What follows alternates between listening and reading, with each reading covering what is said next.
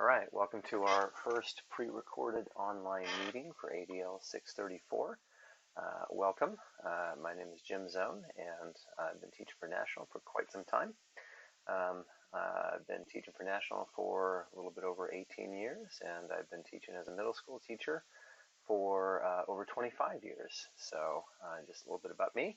Let's go ahead and jump into it. All right, so this is week one. And a couple of general questions that you might have that I'll go ahead and tend to right here. So one question I get every once in a while is, when will grades be posted? Grades will be posted sometime after the Tuesday after the class ends, or afterward, actually. I know it just says the Tuesday there, but just sometime the Tuesday or after the class ends. All grades are posted at the same time. If one student isn't ready, we're all kind of waiting for that one student, so just kind of keep that in mind. I do understand that life happens every once in a while, so if you have something that's out of your control happen and you need a little bit of extra time, go ahead and contact me as soon as you can, and then we can discuss if we can allow for a little bit more time. Discussion boards and assignments. Discussion boards, try to do these a little bit earlier in the week. They make more sense if they're done earlier in the week rather than at the end of the week. And you also have other people that are waiting for you to respond, potentially because they might want to respond to your response to the question. Most of the discussion boards, you do need to respond to at least 2 other students, unless this is an independent study, which is a little bit different. So I'll be posting information on that, or just letting you know what the procedure will be for that. But typically, you're responding to at least 2 other students, and that's about it. But one thing you might want to do that is helpful is label the parts of your responses. If it's like several parts, and especially if those parts of the response are worth points, it's helpful if you can label those responses, or those parts of the responses, so that I can see where you're answering certain things. You want to make sure you get assignments in on time, like I said, unless there's something that's out of your control, and you give me enough notice there. But please just be prompt about assignments. Okay, next, weekly meetings. If this is not an independent study, then we will be having weekly meetings at 5 p.m. Pacific Standard Time. They are optional for this course. There's no grades in the grade book, so just for your information only. If this is an independent study, then the webinars may not be as needed. But if you do want to have a live webinar, if you want to meet and talk, just let me know, and I'm sure that can be arranged. Or sometimes, I might look at the week and say, yeah, we better meet and really talk face to face about this. So, but I would of course give you plenty of warning if that was going to happen. Let's see. Next week. If we do, well, actually, I better back up on that. Sometimes for some classes, I do give points for the discussion board, but this class is a little bit different. The discussion boards are slightly different in this course, so you can just pretend that one is not there. Next week, I will be giving you some information about the live webinars, if we're having those, if it's not an independent study. I'll give you information each week as we go through. Week 4, we might do something a little bit different. Sometimes I do a Twitter chat that's kind of interesting. I'm trying to think of different ways to do a Twitter chat. Maybe we'll do like a Flipgrid video or something like that, or maybe we'll do Instagram chat or something. We'll try to shake it up every once in a while, but I'll be giving you more information about that as that time comes, or as that time gets closer.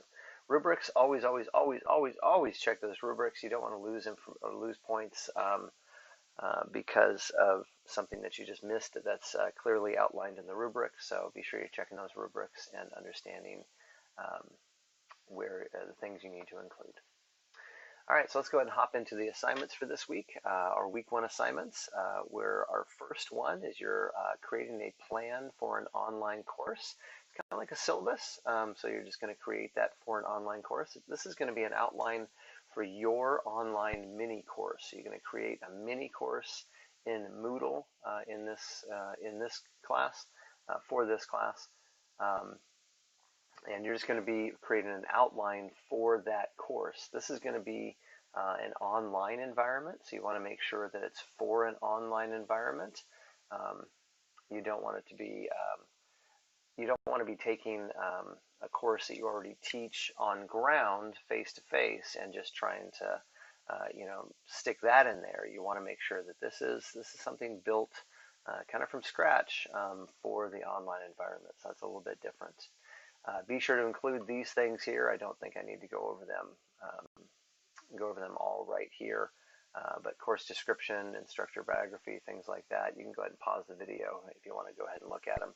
But you want to make sure you include each of these things in your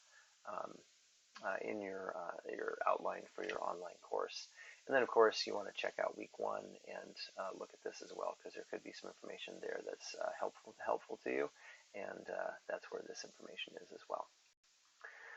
All right, let's see our next assignment. You're going to be reviewing a classmate's plan, the plan that we just talked about.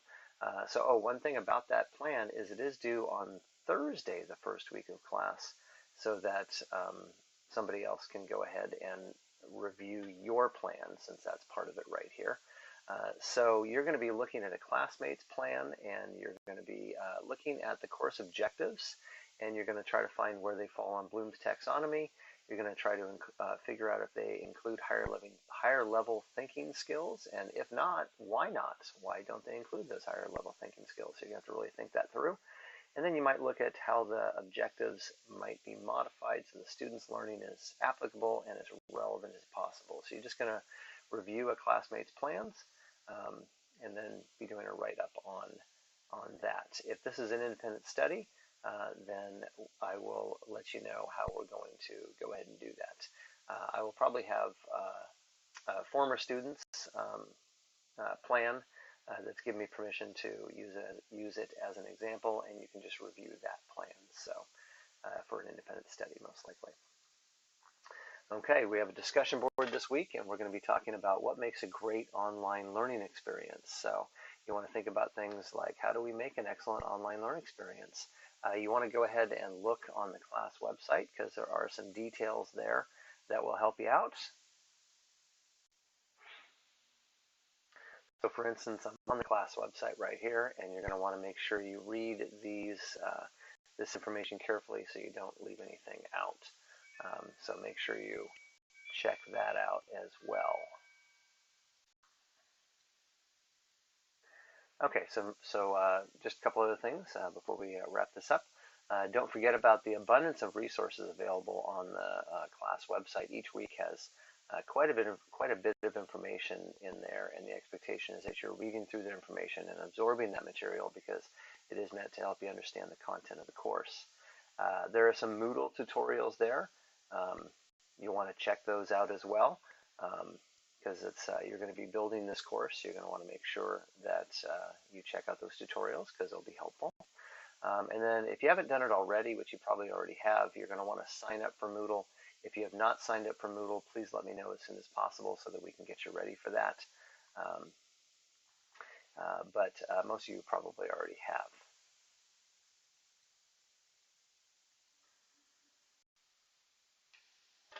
All right, and that's about it. If you have any questions, please don't hesitate to contact me. You should have my contact information. You can either or both email or text me. For text messages, if you want a quick response, texting does tend to be a little bit quicker. It just comes right to my phone and then alerts me on my watch and all kinds of stuff. So if you get a quick question that can be answered via text, that's probably the best way to do it. Other than that, you can send me an email, of course, and I'd love to help. That's what I'm here for. All right, thank you very much, and have a great day.